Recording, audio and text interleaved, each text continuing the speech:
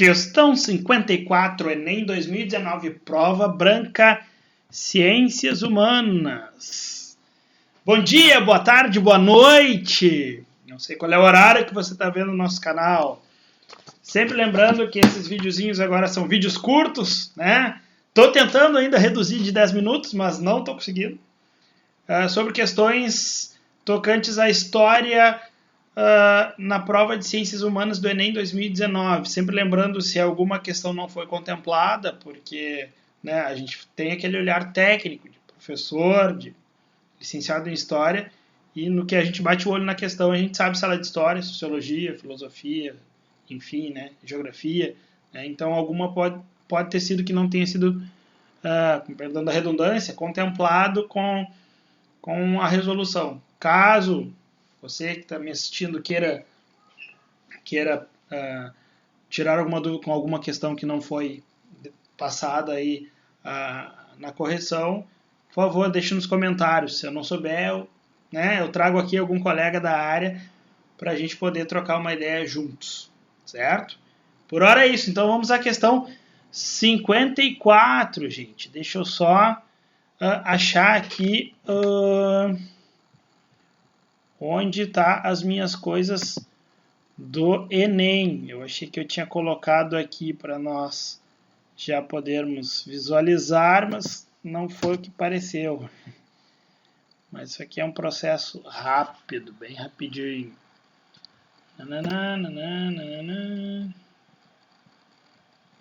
Enquanto eu vou procurando aqui, vou lembrar vocês que em breve teremos alguns debates aqui já no mês de julho. O primeiro debate é sobre tolerância, ou melhor dizendo, intolerância religiosa, né? E o segundo debate é o surgimento do neofascismo no Brasil. Né? Vai ser um debate ao vivo e a cores. Vou deixar gravado também, claro, aqui no YouTube depois. Mas eu vou avisando, vou fazendo a divulgação, as postagens e assim por diante. Está abrindo aqui o meu Word. Enquanto está abrindo aqui, eu vou colocando então, portanto, o nosso bom e velho compartilhamento de tela, que eu não encontrei aqui, mas agora eu vou encontrar. Deixa eu só achar aqui. Aqui está. Então vamos à questão 54, que é o que está demandando para o momento. A gente vai aprendendo as coisas, o vídeo vai ficando comprido, mas essa é a vantagem do YouTube. Vocês podem ir colocando aos pouquinhos lá. Deixa eu ver, questão 54... página 23 está aqui, eu tô com ela aqui na mão.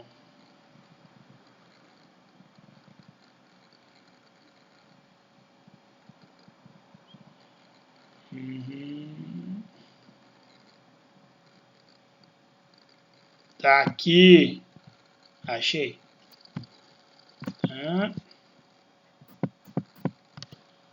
Tá, só deixa eu aumentar aqui. Pá. Aí, tá bom, tá ótimo. Agora vamos aqui para cá e vamos para a captura de tela. Opa, infinito e além captura de tela, mas agora é essa tela aqui que vai aparecer para vocês. Pessoal, questão 54, Enem 2019, prova branca, Ciências Humanas. Lei número 601 de 18 de setembro de 1850. Essa aqui é que ficou conhecida como a Lei de Terras do Segundo Reinado. Pessoal, essa Lei de Terras, resumo do resumo, antes de eu começar a ler o texto ali, é a primeira lei que nós vamos ter na história do Brasil que vai falar sobre a limitação de terras e a compra dessas terras pelos proprietários e, claro, automaticamente isso aí vai gerar imposto para o governo. É a primeira lei que vai tangenciar essas questões, tendo em vista que o campo também passa a entrar na rota do sistema capitalista.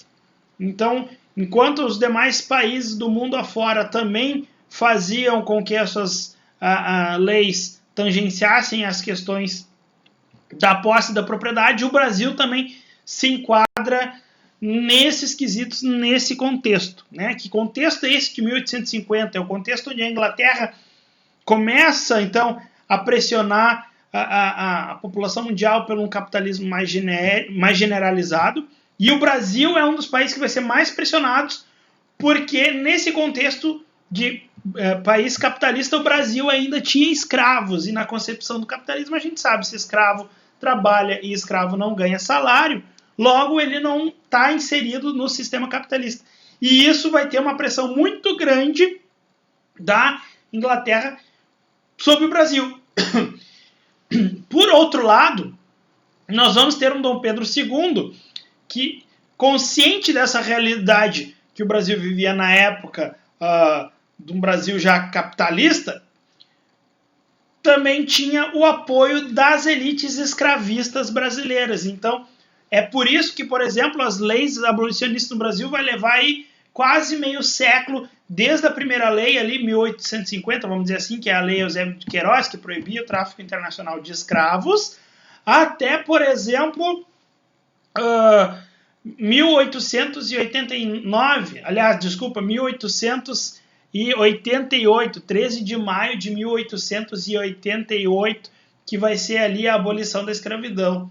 Então vai ter todo esse período aí que o Dom Pedro II sabia da realidade mundial, do capitalismo mundial, da industrialização forte, da circulação monetária, mas ao mesmo tempo ele era apoiado pelas elites do Rio de Janeiro, as elites escravistas. Inclusive vai ser as elites escravistas do Rio de Janeiro que vão tentar segurar o Dom Pedro o máximo no poder, o Dom Pedro II. Quem vai dar o golpe de Estado no Dom Pedro II e começar a República vai ser a elite cafeicultora de São Paulo, que vai ser uma elite já abolicionista, certo? Feito esse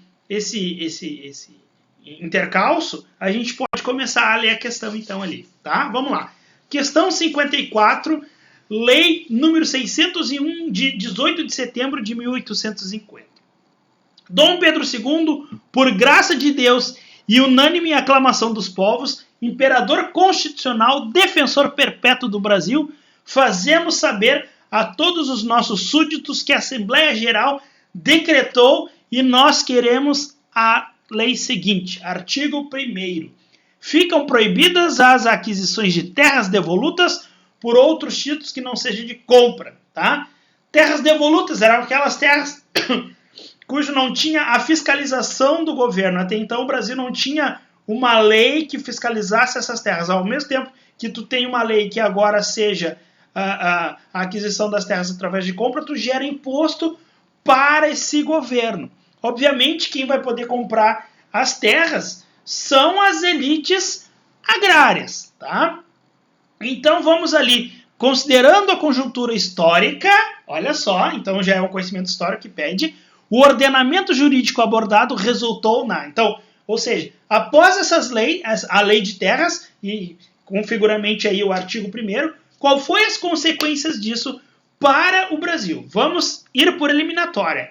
Letra A. Mercantilização do trabalho livre. Não, ainda não é uma característica importante desse contexto. Nós vamos ter ali o que? A questão da acentuação do trabalho escravo, né? Ainda teremos muito trabalho escravo aqui no Brasil, mas a mercantilização do trabalho livre no meio rural ainda não vai ser uma constante nesse período, né? Nessa contextualização.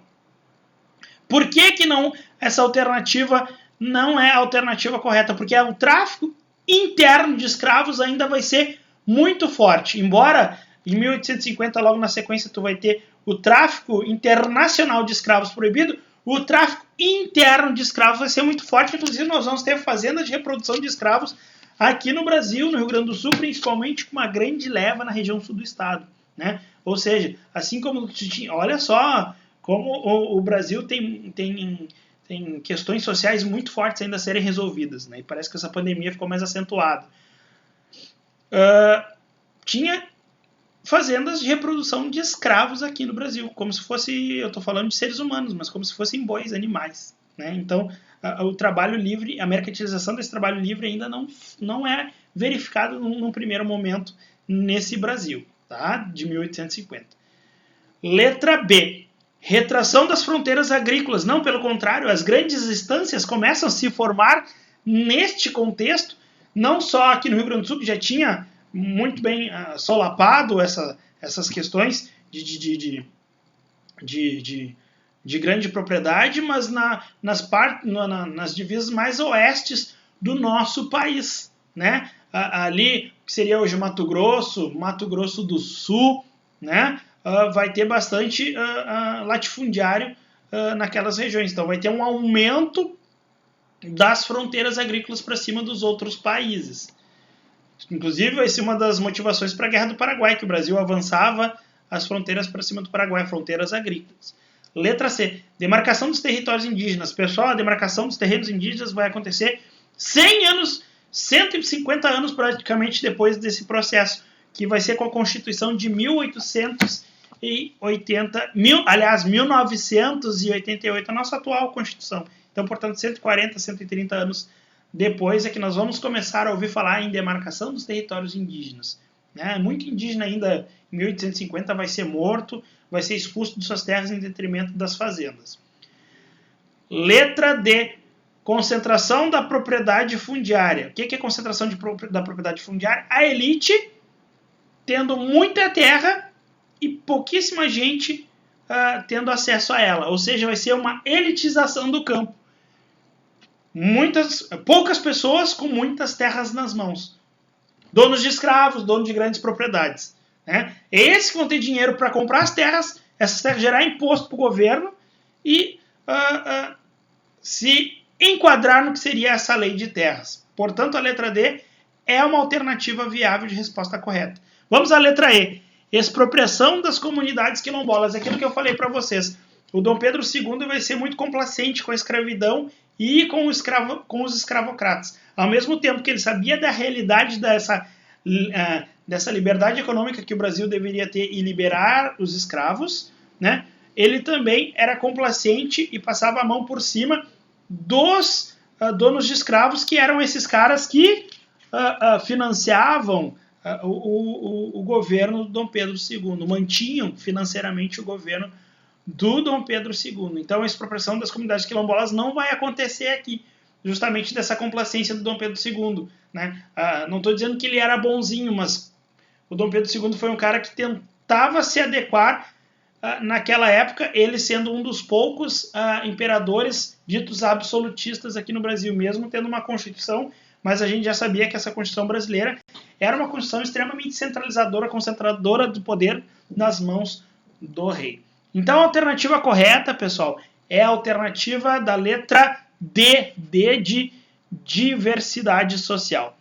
Certo, pessoal? Deixa eu fechar aqui a captura de tela. Pronto, voltei ali para a tela de vocês. E mais uma vez, então, eu agradeço. Né? Ao longo dos dias aí eu vou postando em doses homeopáticas as resoluções das questões do Enem. E sempre lembrando, que nem eu disse no início, né, tu não te sentir contemplado por alguma questão e quiser conversar com a gente, fazendo algum comentário ali, todo comentário, né, sempre respeitoso, é bem-vindo. Tá, pessoal? No mais era isso. Um abraço e até a próxima. Valeu!